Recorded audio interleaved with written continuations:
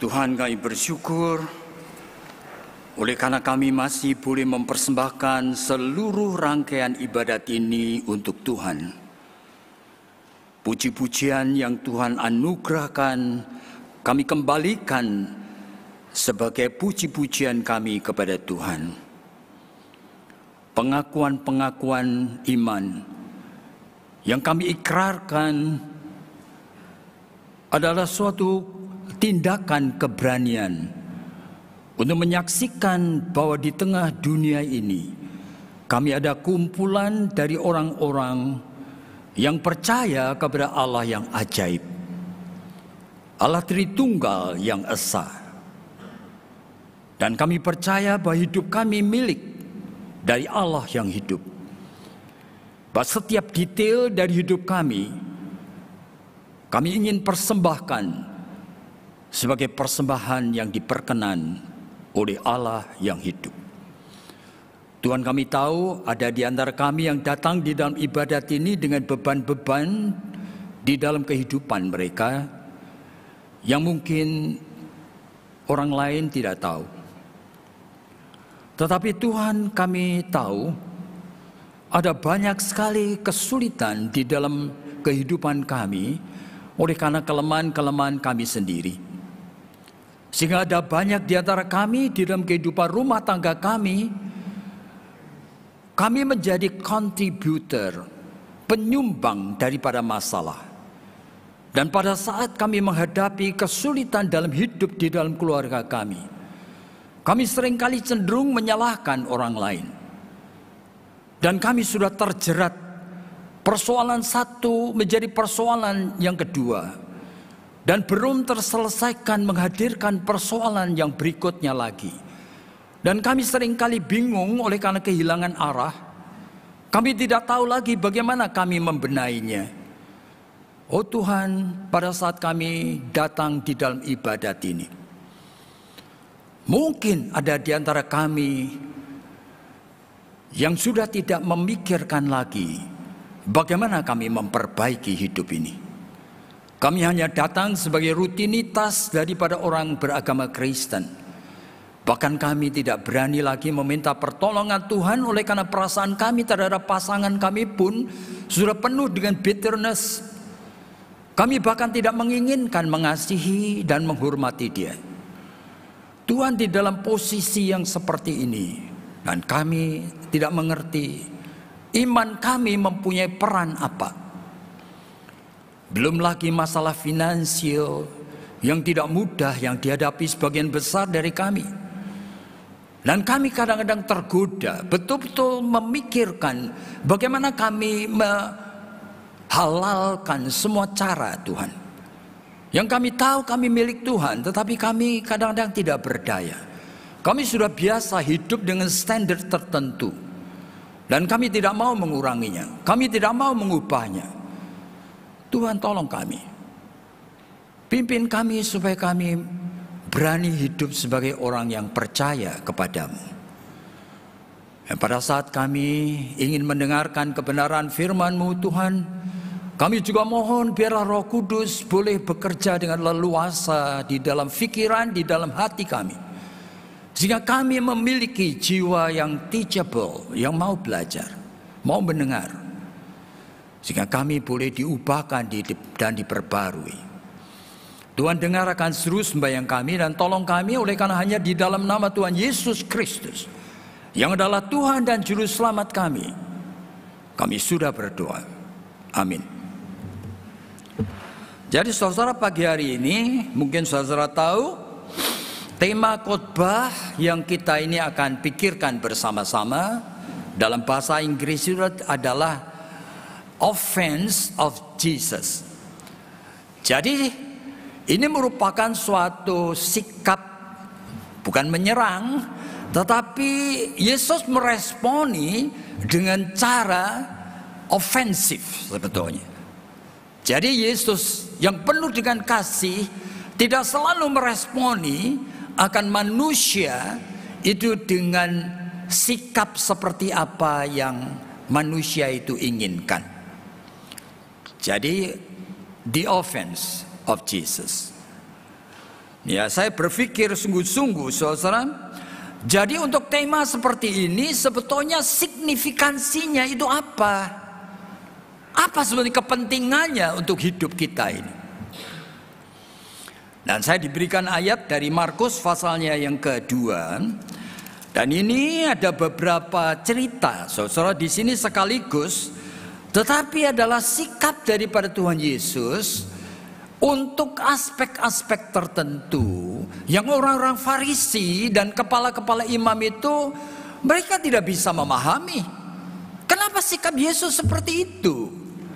Yang pertama, pada saat Yesus memanggil akan orang yang namanya Matius, yaitu Lewi, orang yang hidupnya tercela, saudara, oleh karena dia adalah ante-ante orang Romawi yang memeras akan bangsanya sendiri.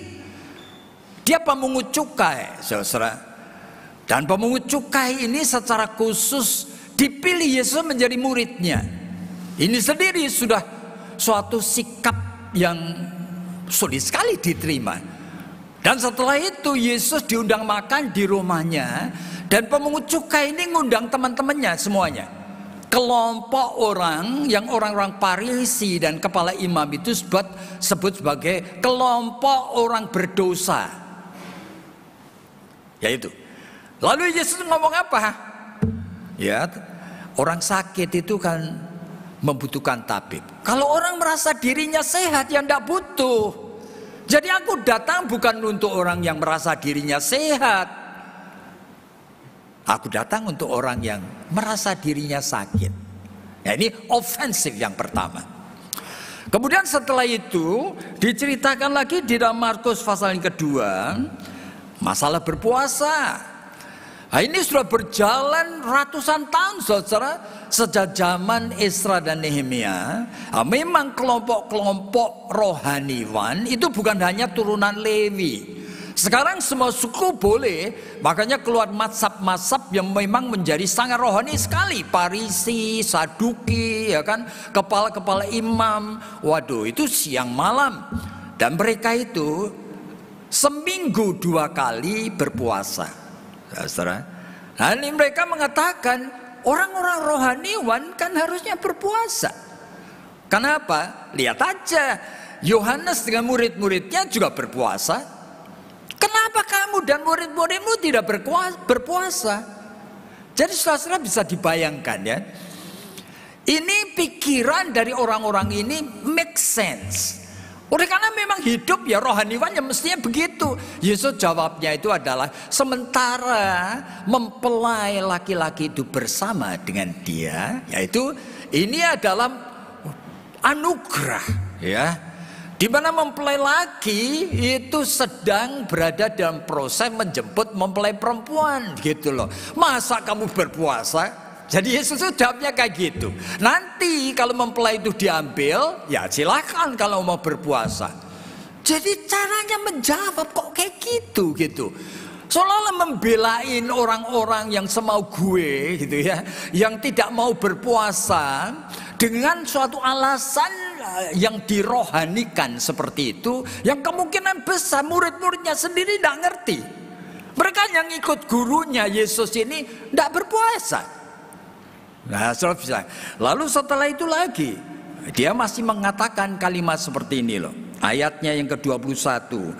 Tidak ada orang menambal secara kain yang belum susut, berarti kain yang baru, untuk nembel akan pakaian yang bolong. Pakaian lama yang bolong itu kalau ditempel akan kain yang baru. Kain yang baru itu akan menyobek yang lama.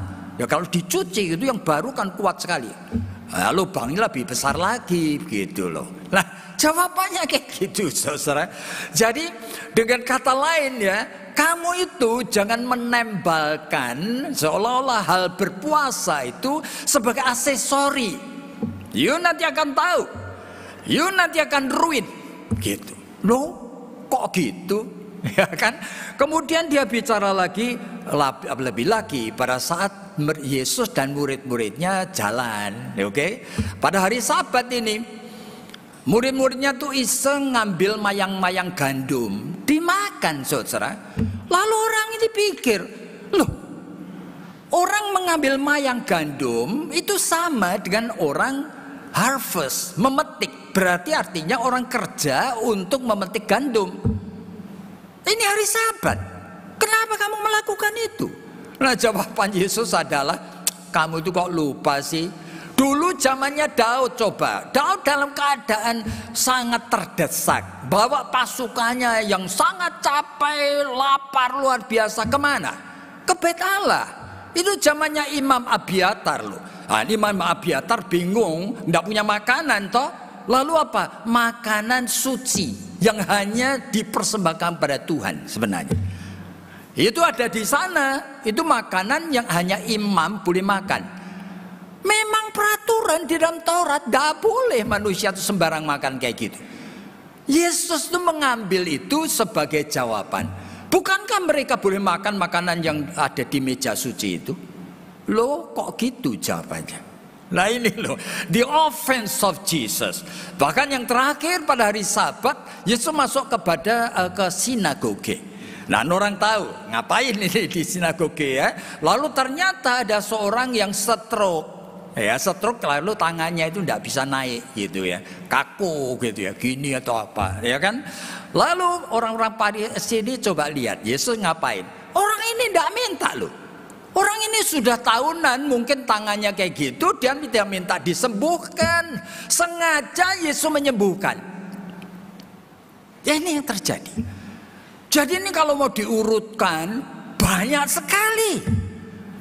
Lalu meaningnya apa untuk saudara dan saya belajar sikap Yesus yang adalah anak Allah yang ofensif?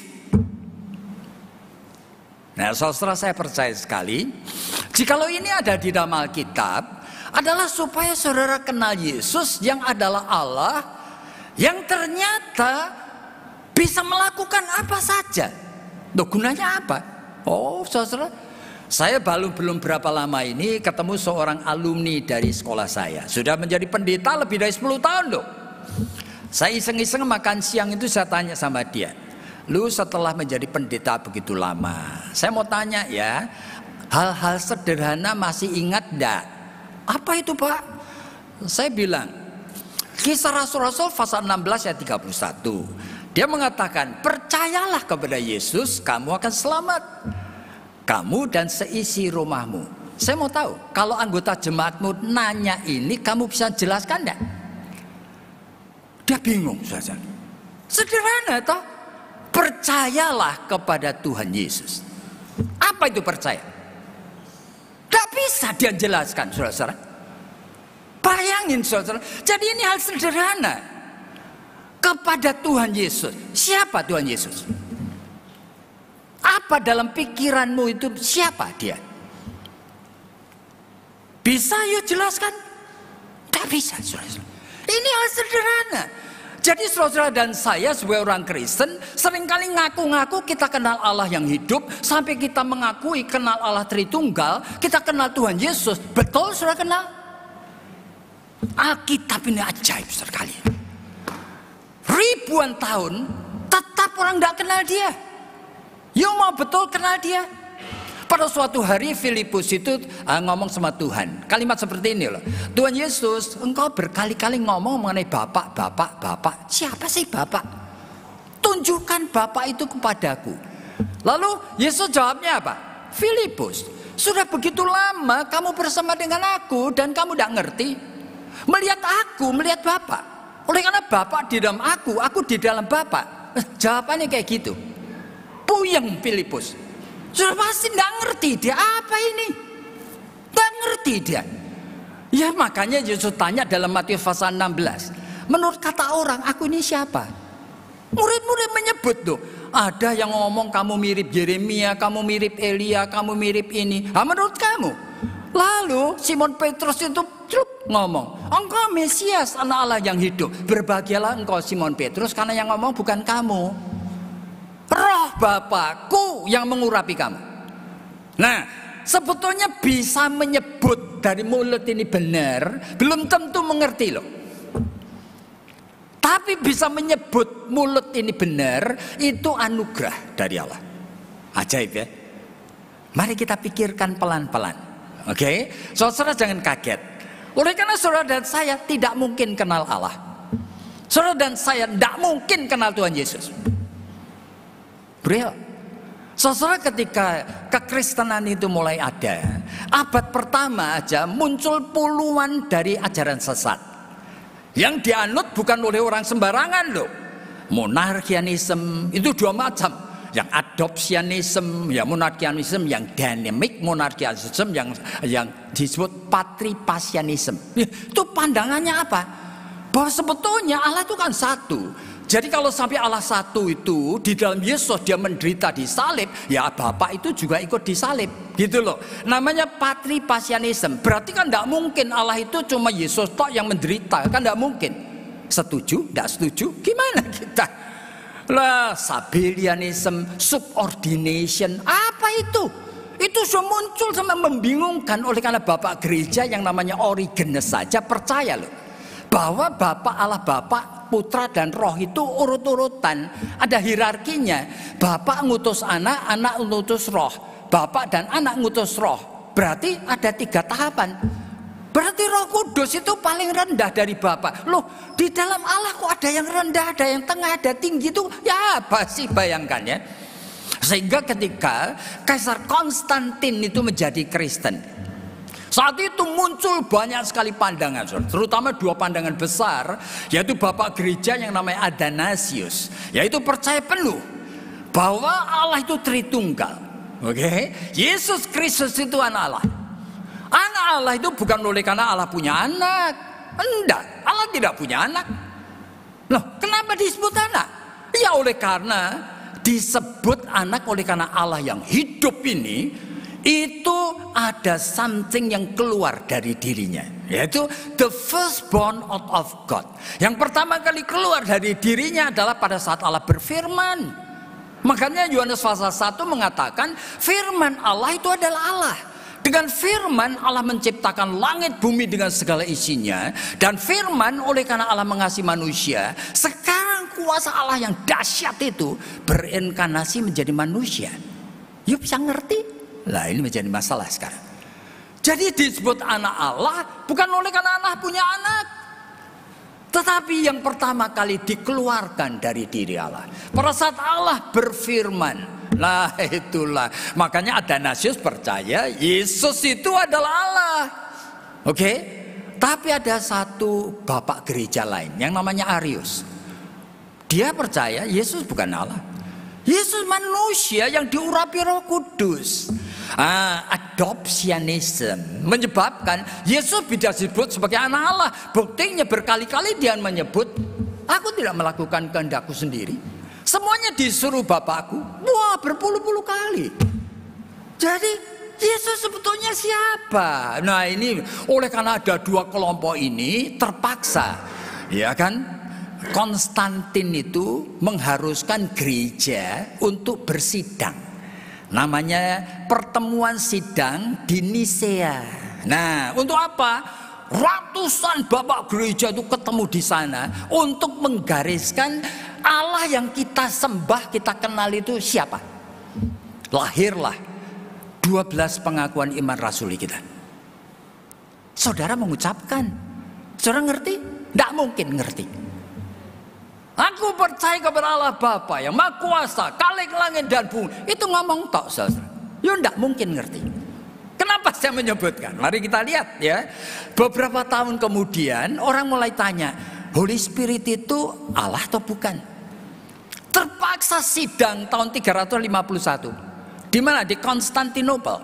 Holy Spirit adalah God. Lah bagaimana? Jadi Allah itu Tritunggal, homoousios, satu esensi tetapi 3 substansi. Gimana? Jadi kalau saudara lagi doa sama Tuhan itu, bayangan itu ngomong sama siapa? Ngomong sama Bapak yang jenggotan gitu, ya? Atau ngomong kepada Yesus yang wajahnya seperti gambar Yesus? Ngomong sama siapa? Boleh ngomong sama Roh Kudus? Bingung kita. Saudara tidak pernah mikir, saudara cuma hidup dalam asumsi iman. Hati-hati saudara. Jadi ini berbahaya sekali kalau tidak pernah dijelaskan. Dan ini baru sidang kedua loh, Konstantinopel loh. Nah kemudian muncul lagi, loh katanya Yesus diperanakan melalui surrogate mother. Artinya cuma titipan di kandungan namanya Maria. Ini namanya surrogate mother. Maria kan bukan ibunya, tapi disebut ibunya. Boleh enggak kita menyebutkan dia Theotokos? Itu ibunya Allah.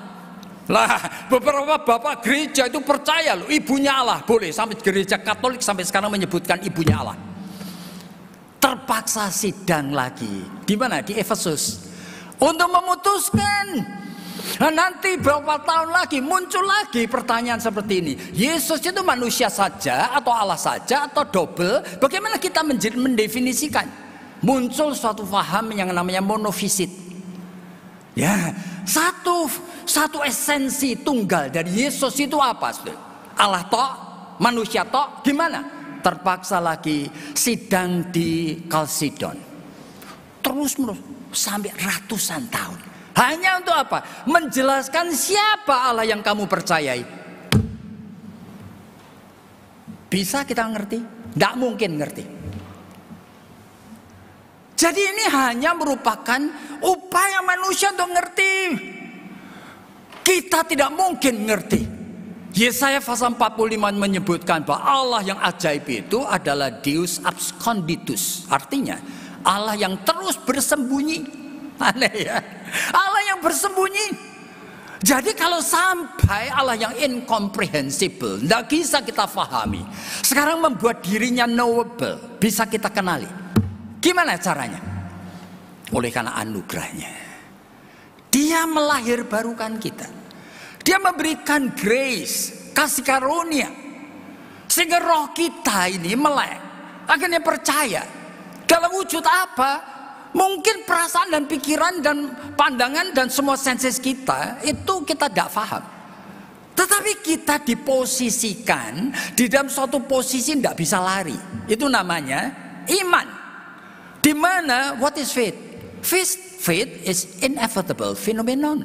Gejala tidak bisa kita hindari. Tahu-tahu saudara diposisikan di hadapan Allah dan saudara cuma punya satu choice. That is to worship Him. Jadi ini anugerah. Dan setelah Tuhan memberikan anugerah, kita menjadi milik Allah, kita bisa kenal Dia meskipun belum memakai pikiran otak, belum memakai pikiran perasaan. Dia tidak pernah menjadi objek yang kita bisa amati. Tidak pernah 5 senses kita bisa menyentuh-nyentuh Dia. Tidak bisa. Tapi Dia yang seperti itu, Dia mengerti. Dia memberikan dirinya menjadi manusia. 1 Yohanes pasal 1 disebutkan yang bisa dilihat, yang bisa diraba-raba. Supaya kamu itu ngerti bahwa Allah yang ajaib ini sekarang itu hadir dalam manusia Yesus Kristus yang mirip kita. Yang di dalam Ibrani pasal 4 dia bahkan dicobai dengan semua pencobaan yang manusia itu hadapi. Nah ini yang terjadi. Supaya kita ngerti. Sebetulnya dia ikut merasakan perasaan kita. Dia ikut mengalami yang kita alami. Nah inilah persoalan yang ajaib sekali. Yang hanya terjadi di dalam iman Kristen. Dan dia memberikan Roh Kudus. Hadir di dalam tubuh kita. Sehingga dikatakan tubuhmu itu rumah roh. Oleh karena Roh Kudus itu akan menolong saudara. Yang sebenarnya tidak bisa punya bahan apa-apa untuk kenal dia. Saudara itu didekat-dekatkan sama dia. Nah antara lain Roh Kudus dengan memakai firman yang tertulis ini. Hari ini bicara mengenai the offense of God. Ternyata Yesus Kristus itu ada sifat seperti itunya. Nah, saudara ada puluhan sekali yang namanya attribute of God. Atribut yang communicable, yang kita bisa pahami. Seperti kasih Allah, ya pengampunan Allah, ya mercifulnya Allah, bisa kita pahami. Tetapi ada banyak atribut yang incommunicable. Yang kita tidak mengerti apa itu. Nah kita harus hati-hati. Tapi Roh Kudus itu menolong kita melalui firman-Nya yang hari ini kita mulai tahu ini. Oh saya boleh kenal sisi tertentu dari mosaik gambaran Allah. Yang punya 1001 macam warna dengan aneh sekali. Saya tidak bisa mengerti, tidak bisa menangkap yang mana dulu gitu ya. Nah sekarang mulai dengan satu aspek. yaitu Yesus yang adalah Allah itu ofensif. Lalu bagaimana kita? Modalnya Tuhan sudah kasih sekarang. Meskipun saudara tidak bisa ngerti, meskipun saudara merasa tidak fair, offense of Jesus, itu saya rasakan dia ofensif. Saya tidak terima, gitu loh. Oleh karena apa? Saya merasa bahwa ada sesuatu yang tidak fair. Boleh saudara, ternyata boleh. Cuma saudara jangan pakai modal saudara sendiri. Saudara hargai modal dari Roh Kudus yang sudah membuat saudara itu menyesuaikan diri. Nah, ini persoalannya. Oke, jadi sekarang persoalan tadi. Coba lihat ya. Tadi Yesus ngomong ini dan itu. Perasaan kita seperti yang terutama ketika Yesus membiarkan murid-muridnya itu metikin mayang gandum. Lalu Yesus mengatakan, itu zamannya itu Daud itu loh. Kan itu imam besar Abiatar juga kasih makan. Saya mengatakan boceng di Yesus ini. Nah benar. Oleh karena apa? Murid Yesus yang sebetulnya tidak lagi lapar. Tidak mungkin lagi lapar. Itu pun iseng.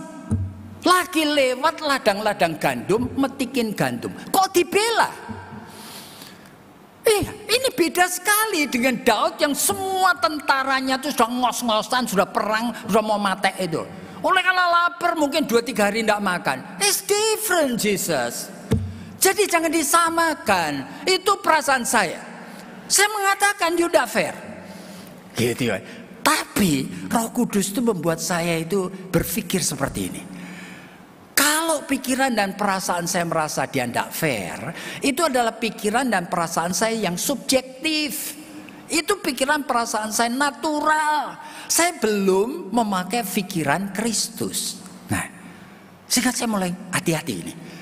Jadi jangan-jangan aku keliru ini.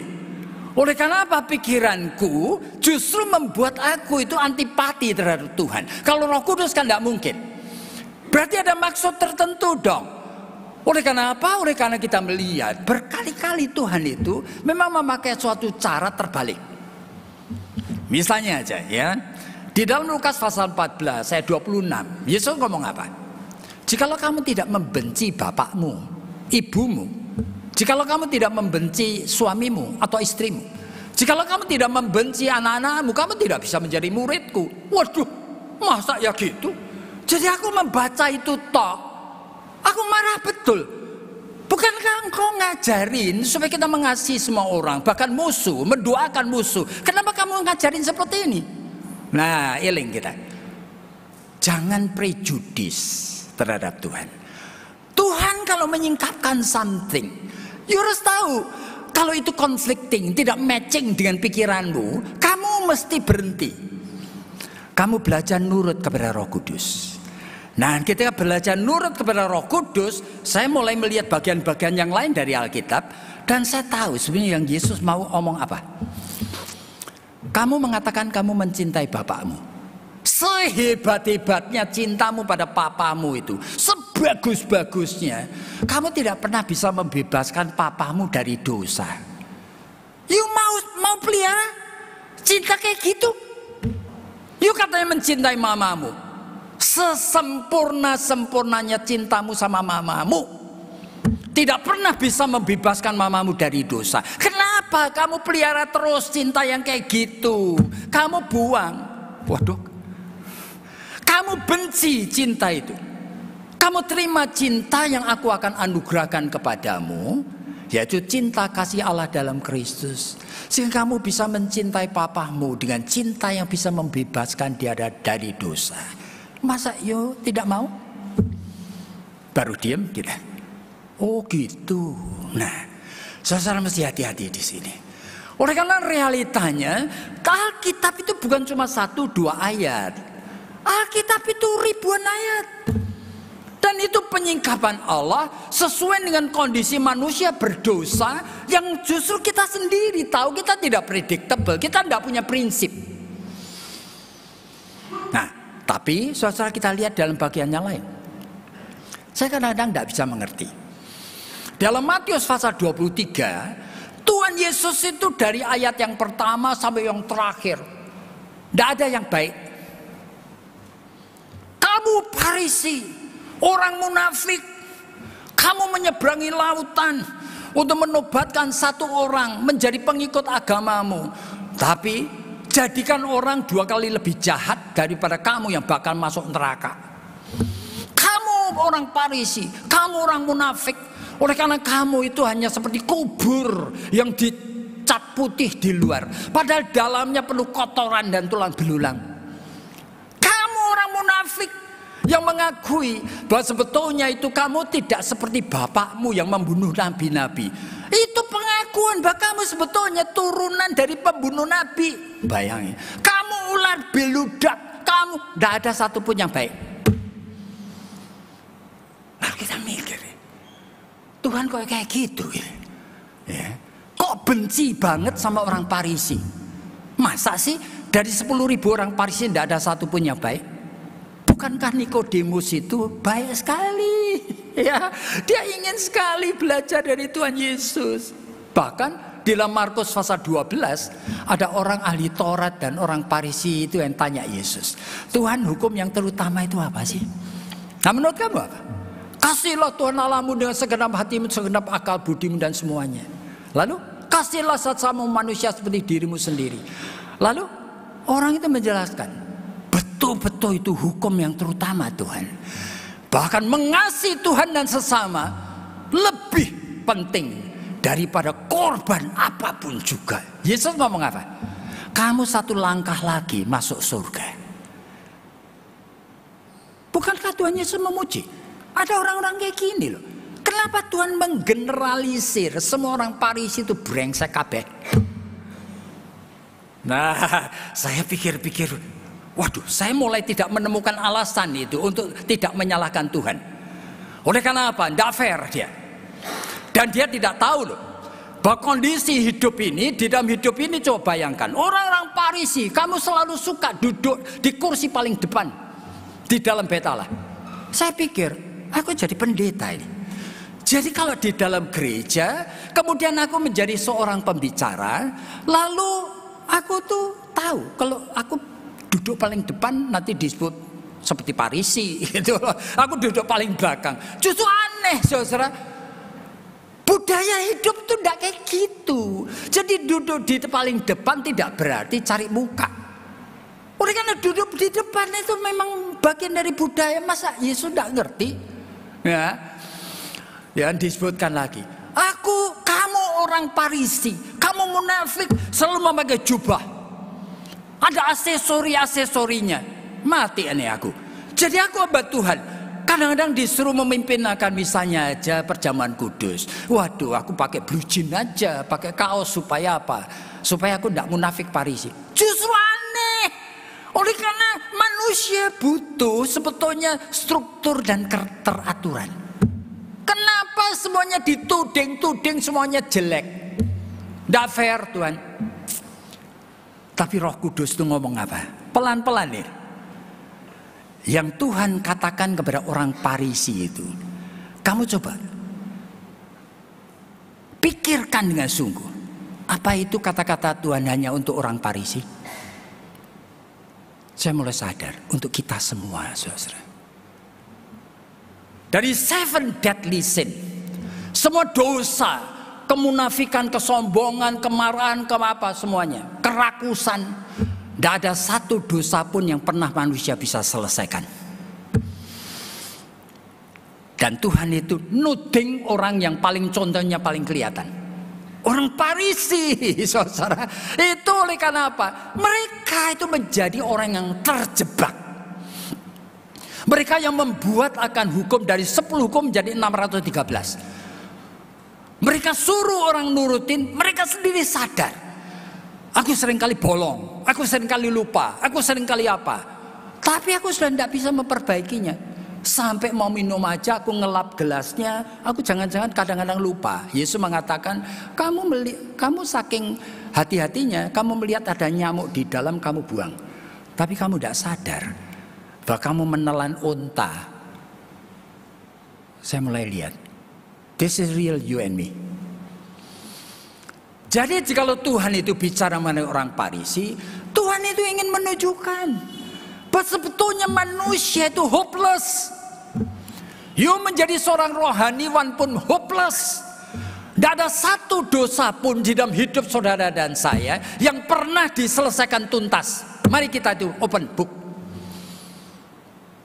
Dosa kemunafikan, dosa kerakusan, dosa kemarahan, dosa kesombongan, dosa kemalasan. Tidak ada satu pun dosa dalam hidup orang percaya yang pernah diselesaikan. Nah, itu yang Yesus mau katakan. Kalau aku ngomong kepada orang Farisi, seperti ngomong kepada kita semua yang membutuhkan belas kasihan Allah. Jadi dengan suatu bagian seperti ini, saya diajar untuk mendekat kepada Tuhan. Yang mula-mula saya rasa kaget. Saya merasa dia tidak fair. Saya merasa dia itu pilih kasih. Saya merasa dia itu menggeneralisir semua orang di podoke. Tapi pelan-pelan saya mulai mengerti, Tuhan, aku seperti Farisi.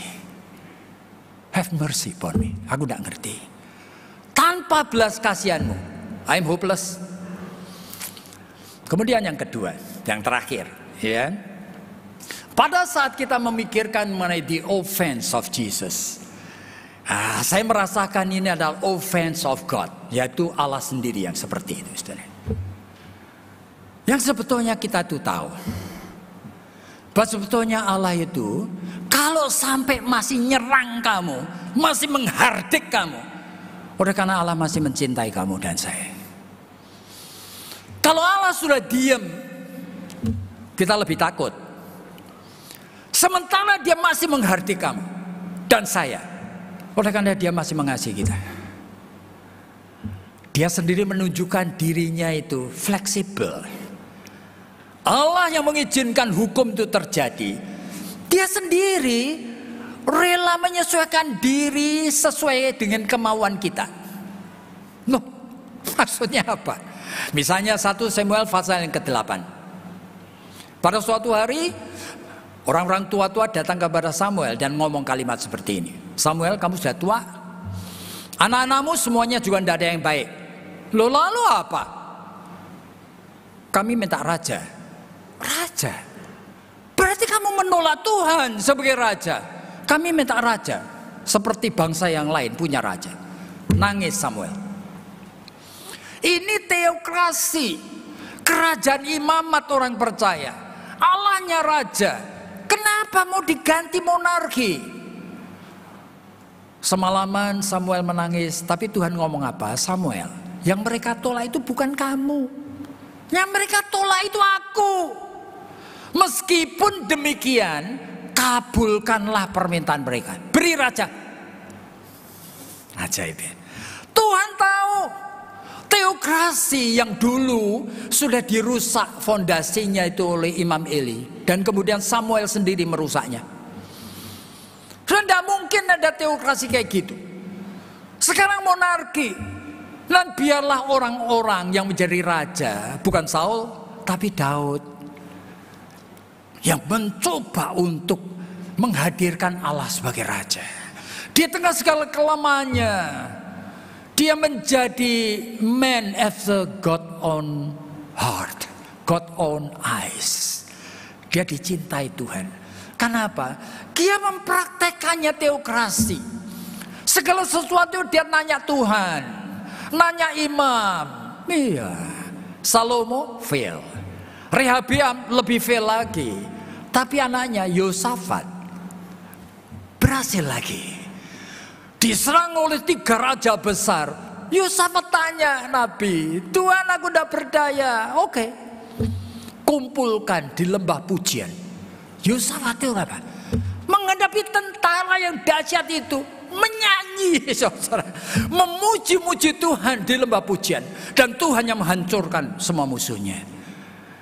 Itu adalah orang yang mengembalikan lagi kepada teokrasi. Nanti Yoas gagal juga. Nanti Yosia berhasil. Hizkia berhasil juga sampai matinya. Asa berhasil begitu lama, pada akhirnya gagal.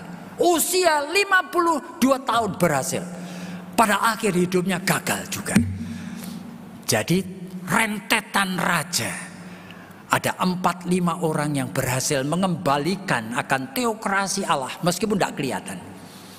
Jadi Tuhan mengizinkan supaya kamu tahu bahwa sebetulnya hanya orang beriman yang bisa mengerti kehendakku, yang bisa menyesuaikan dengan diriku. Oleh karena Tuhan adalah Allah yang kadang-kadang itu lenient. Dia tidak menuntut aja, kadang-kadang lenient sekali. Ketika orang tanya, Tuhan, sesama manusia itu siapa sih? Nah, lalu Tuhan kasih cerita Samaria yang baik hati. Lalu tanya kepada orang Farisi yang nanya itu, ya menurut kamu siapa sesamamu manusia?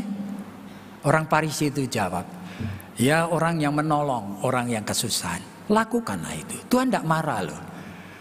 Kamu sendiri yang menemukan, lakukanlah itu. Orang Farisi membawa akan orang perempuan yang berzina sesuai dengan hukum Musa Tuhan. Orang yang ketahuan berzina timpukin batu sampai mati. Jawaban Yesus apa? Dia tidak menghardik. Kamu munafik. Enggak. Dia nulis di tanah. Lalu ngomong, siapa yang merasa dirinya tidak berdosa? Ayo ambil batu, lempar orangnya. Tidak ada yang berani. Semuanya pergi. Tuhan itu berbelas kasihan, saudara. Dia mengerti akan fragility kita. Bahkan kita orang beriman. Sehingga di dalam segala sesuatu dia mencoba menyesuaikan diri. Ya, mengerti perasaan pergumulan sama seperti yang Mazmur 139 itu katakan, Tuhan, Engkau tahu di mana aku berdiri, aku duduk. Bahkan sebetulnya sebelum pikiranku aku kembangkan, sebelum omonganku ku ucapkan, Engkau sudah tahu segala. Selidikilah aku, kenalilah aku. Di mana aku berjalan serong. Jadi untuk apa kita belajar mengenai offense of Jesus? Supaya kita mengerti dari mosaik mungkin ribuan aspek Allah yang tidak mungkin kita kenal. Kita cuma tangkap. Roh Kudus menuntun kita untuk belajar memahaminya. Dan saya harap saudara-saudara merasakan tuntunan Roh Kudus pagi ini. Untuk tidak lagi punya prejudis terhadap Tuhan Yesus. Dan kita itu menyesuaikan diri dengan Dia. Tuhan, Engkau mengerti perasaanku. Mengerti pikiranku yang wrong. Mengerti akan prejudisku ini. Dan Engkau masih mengulurkan tanganmu. Come to me. Dan kita adalah kumpulan orang yang mendapat anugerah yang ajaib ini. Berbahagialah orang yang masih mempunyai kepekaan di dalam rohaninya. Dan bersyukur, ajaiblah Tuhan. Dan aku ini boleh menjadi anak-anaknya. Tuhan terima kasih. Mari kita tunduk kepala dan kita berdoa. Tuhan terima kasih. Kami tahu kami tidak berlayak, kami tidak berbeda daripada orang-orang Farisi yang patut Engkau marahin, Engkau hardik, Engkau ucapkan celaka. Oleh karena kami tidak pernah berhasil di dalam kehidupan kami untuk menjadi lebih baik. Tetapi Engkau tidak jemu-jemunya terus mengulurkan tangan kepada kami. Dan kami ingin menyambutnya. Tuhan terima kasih. Berkati jemaat ini. Bila kami pulang dengan penuh sukacita dan pengucapan syukur. Oleh karena hanya di dalam nama Tuhan Yesus Kristus kami sudah berdoa. Amin.